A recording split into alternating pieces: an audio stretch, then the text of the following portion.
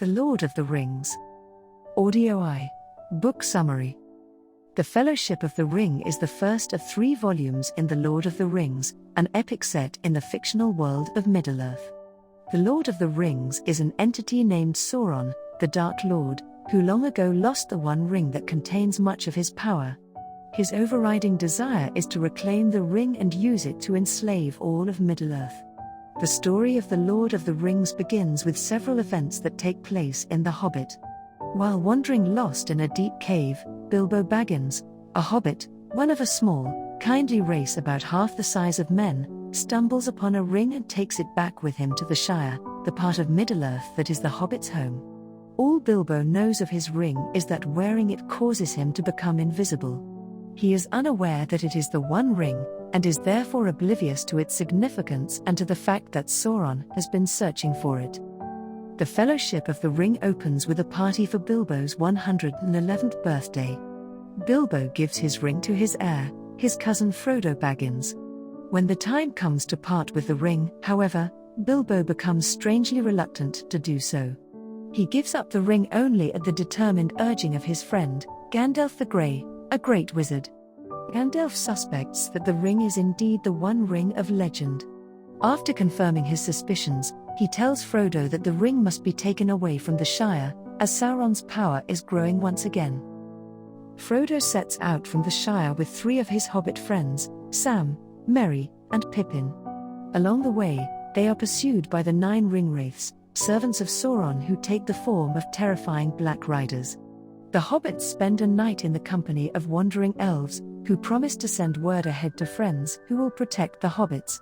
Barely out of the Shire, the hobbits get lost in the old forest, where they have to be rescued from a malevolent willow tree, which swallows up Merry and Pippin, and then from an evil tomb ghost. The hobbits' rescuer is Tom Bombadil, a strange, jovial entity with great powers who is the oldest creature in Middle-earth. The hobbits make it to the town of Bree, where they meet Aragorn, a ranger who roams the wilderness and who is the heir of the kings of the ancient men of Westernesse. Those who do not know Aragorn's true name call him Strider. Frodo tries to keep a low profile at the inn in Bree, but he ends up causing a scene when, while taking part in a rollicking rendition of a song, he falls, accidentally slips the ring onto his finger, and vanishes. That night, Aragorn advises the hobbits not to sleep in their rooms at the inn. In doing so, he saves their lives, for the first of many times. A letter Gandalf left at the inn months before advises the group to head for Rivendell, a realm of the elves. Aragorn sets out with the hobbits the next day, and with his help they avoid the Black Riders for some time. However, at the top of the hill Weathertop, the company is forced to defend itself against the attacking riders. Frodo is wounded during the skirmish. Frodo's wound, made by a weapon of a servant of Sauron, plagues the hobbit as the company makes its way eastward. Aragorn is greatly concerned about the power the wound might exert over Frodo. Near Rivendell they meet the elf lord Glorfindel, who has been out looking for them. At the last ford before Rivendell, Frodo, riding Glorfindel's horse, outruns the ambushing Black Riders, who are swept away in a flood created by Elrond, the master of Rivendell. Elrond heals Frodo and then holds a meeting to discuss what to do about the ring.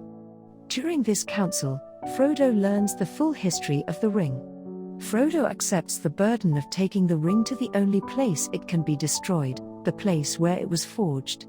It promises to be a long, nearly impossible journey, as the ring was forged in the Cracks of Doom, part of the fiery mountain Aradruin in the very heart of Sauron's realm of Mordor.